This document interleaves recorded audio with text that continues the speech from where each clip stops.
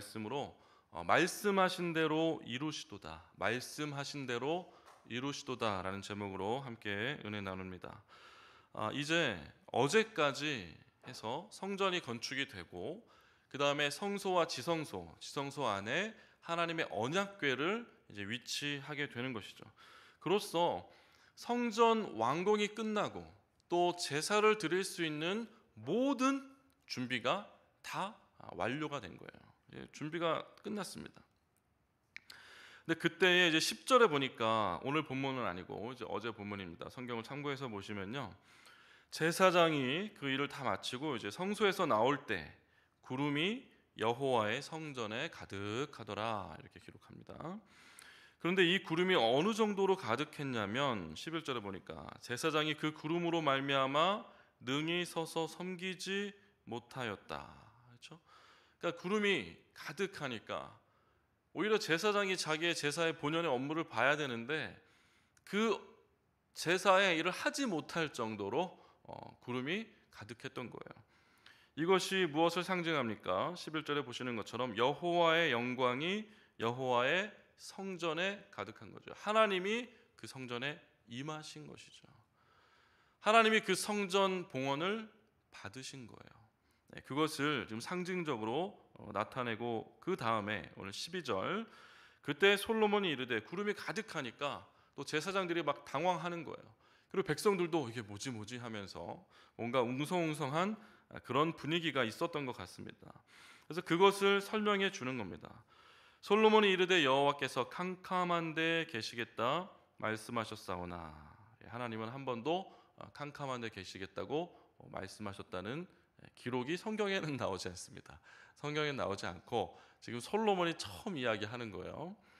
근데 이 말은 이제 레위기 16장 2절에 하나님께서 구름 가운데 계시겠다고 하셨던 그 말씀, 뭐 이런 것들을 통칭해서 볼 때, 그리고 실로 뭐 법궤를 주시거나 십계명을 주시거나 하실 때 구름 가운데 큰 음성으로 나타나시지 않았습니까? 이 여러 가지 일들을 돌아보았을 때 하나님께서 이 구름 가운데, 구름 안에 들어가면 캄캄하잖아요. 그것이 뭐 먹구름이라고 하긴 그렇고 캄캄하니까 그것을 놓고 지금 설명을 하고 있는 것이고, 이 구름이 가득한 것은 가히 하나님의 영광이 임한 것이고 곧 하나님이 이 처소에 임하였다는 것을 설명을 하고 있는 것이에요. 우리가 이제 새벽 예배를 드리고 나갈 때 이 교회만 구름으로 가득히 덮여 있다고 생각을 해보십시오. 이게 얼마나 복되고 영광스러운 일입니까?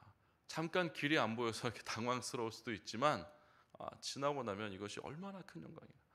아니면 여러분이 가시려고 하는데 여러분한테만, 우리 집사님, 권사님, 우리 장로님 그 한 사람한테만 이렇게 구름이 이렇게 싹 쌓여가지고 그 사람한테만 구름이 쌓여 있다고 한번 생각을 해보세요. 뭐지 하면서 이렇게 당사자는 좀 당황스러울 수 있을지 모르지만 그것을 바라보는 우리는 그것이 무엇을 지금 의미하고 있는 것인지, 누가 그 일을 하고 있는 것인지 우리는 분명히 알 수 있다는 거죠. 13절에 보시면 내가 참으로 주를 위하여 계실 성전을 건축하였사오니 주께서 영원히 계실 처소로이다. 지금 성전 건축을 완료하고 또 뭐라고 이야기하냐면 이 솔로몬이 이곳에 주께서 영원히 계실 처소가 될 것입니다 라고 이야기를 하는 거예요. 누구도 사실 하나님의 처소를 제한할 수 없어요. 지정할 수 없어요. 그렇죠?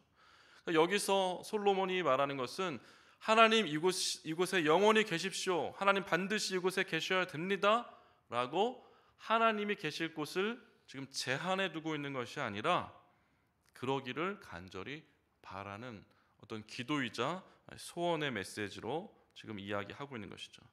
하나님은 계실 곳을 스스로 정하시는 분입니다. 계시기 싫은 곳에는 계시지 않으세요. 계시기를 원하시는 곳에 계시는 겁니다. 하나님께서는 지금 이 솔로몬의 성전에 계십니다.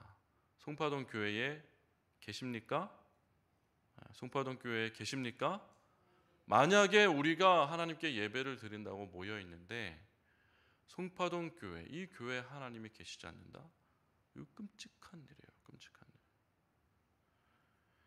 하나님은 성령으로 지금 하나님이 계시고 싶은 사람 한 사람의 심령 가운데 계시는 거예요. 계시고 싶어 하지 않는 그 사람 마음에는 성령으로 계시지 않습니다. 이것을 잘 기억해야 되는 거예요. 여러분이 믿음으로 그 하나님을 고백합니까? 예수 그리스도의 십자가를 고백합니까? 그 마음에 하나님이 성령으로 임하신 거예요. 특별히 택하여서. 놀라운 거예요. 아까 구름으로 쌓인 거 말씀드렸잖아요. 그 구름으로 쌓인 것처럼 하나님은 하나님이 계실 곳을 본인 스스로 정하실 수 있는데 우리 한 사람 한 사람을 택하여 우리 마음에 계시기로 하나님이 결정하셨다. 놀라운 일입니다. 놀라운 일. 그것을 기억하면서 날마다 우리는 감사해야 되는 겁니다. 14절에 보니까 얼굴을 돌이켜 이스라엘의 온 회중을 위하여 축복하니, 이제 솔로몬이 회중을 위하여 축복을 합니다. 이제 성전을 바라보고 있다가 돌아서 이제 회중을 바라보고 축복합니다. 축복은 본디 구약의 제사장만 할 수 있는 것인데 여기서 왕이 축복을 하고 있는 것은 어떤 제사장의 축복이 아니라 일반적으로 왕으로서 백성들을 향하여 어떤 복을 빌어줄 수 있는 그 내용 혹은 기도, 이런 것으로 생각해 볼 수가 있습니다. 15절에 보시면 왕이 이르되 이스라엘의 하나님 여호와를 송축할지로다. 그 첫 마디가 뭡니까? 하나님의 영이 그 안에 있는 사람들의 특징은 항상 하나님을 찬양하는 거예요. 기도의 첫 머리도 항상 하나님을 찬양하는 것으로 시작해야 됩니다. 대통령 앞에 나갈 때 우리는 대통령을 보자마자 여기서 뭐 하세요? 뭐 이렇게 얘기할 수 있습니까? 당신 이름 뭡니까? 뭐 이렇게 얘기할 수 있어요? 하나님을 배울 때도 그렇게 시작하는 것이 아니에요. 항상 우리가 하나님 앞에 나아갈 때 찬양으로 시작하는 겁니다. 기도를 열 때도 찬양, 성전에 들어올 때도 하나님 찬양. 자기 자신에만 묶여서 살아가면 안 돼요. 이것은 성령이 임한 그런 사람의 모습이 아니죠. 성전에 들어올 때도 찬양, 아침에 일어날 때도 하나님을 찬양하고, 기도할 때도 하나님을 찬양합니다. 살아계신 하나님, 전능하신 하나님, 존귀하신 하나님, 우리를 구원하신 하나님, 그 이름을 외치는 것, 그것도 찬양이죠. 그렇게 하나님을 찬양하는 것으로 우리가 모든 것을 시작해야 하는 것이에요.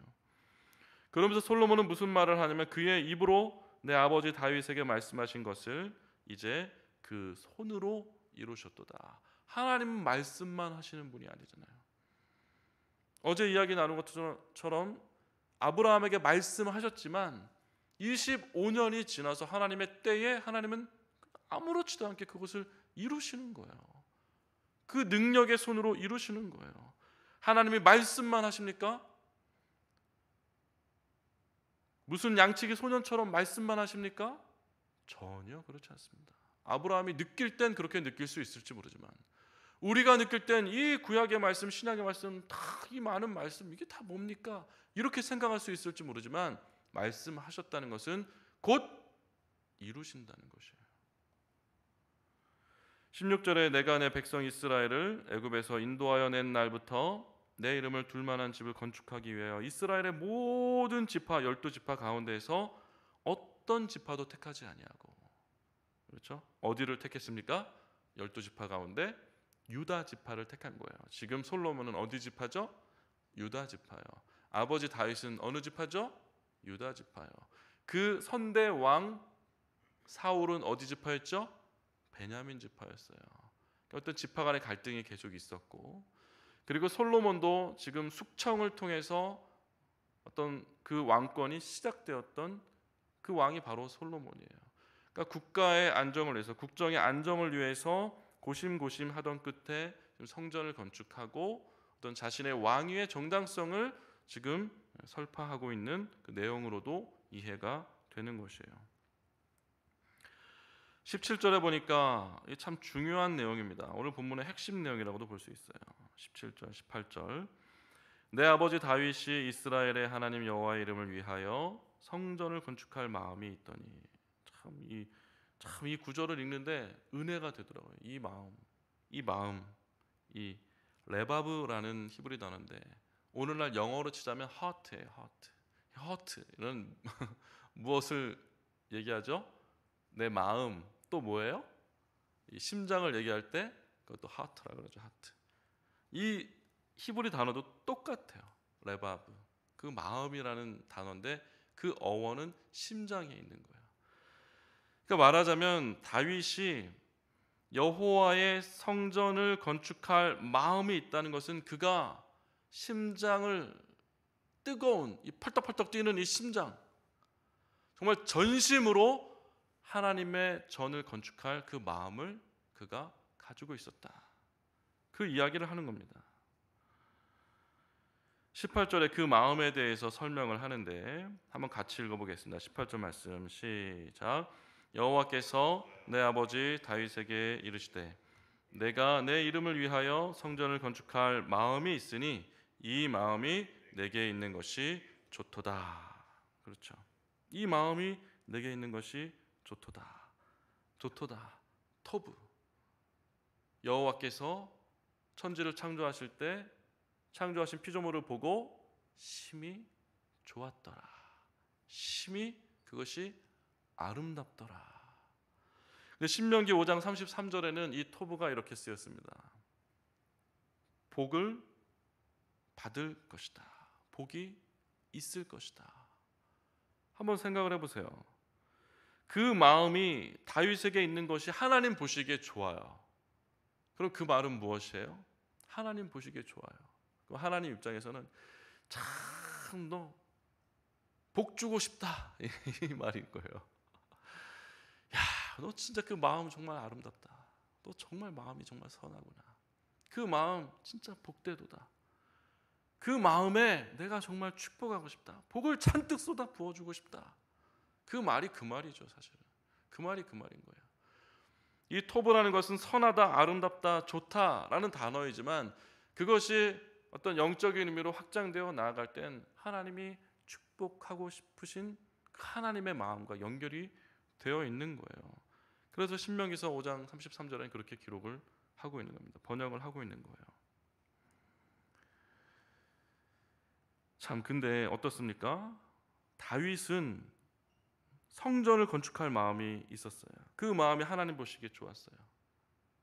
그러나 사울 왕은 어땠습니까? 사울 왕은 그가 열왕기상 사무엘상 15장에 보면은 자기를 위하여 기념비를 세웠다고 이야기합니다. 근데 사울 왕이 누굽니까? 아말렉의 모든 것을 다 멸하라고 했을 때 그가 양과 소를 이끌고 와서 하는 말이 내가 여호와께 제사 드리려고 양과 소를 이끌고 왔다 이렇게 얘기하죠. 정말 화가 납니다. 이게 화가 나요. 하나님께 제사 드리려고 양과 소를 가지고 왔던 그 사울 왕은 왜 여호와의 성전을 건축할 그 마음이 없었던 거예요.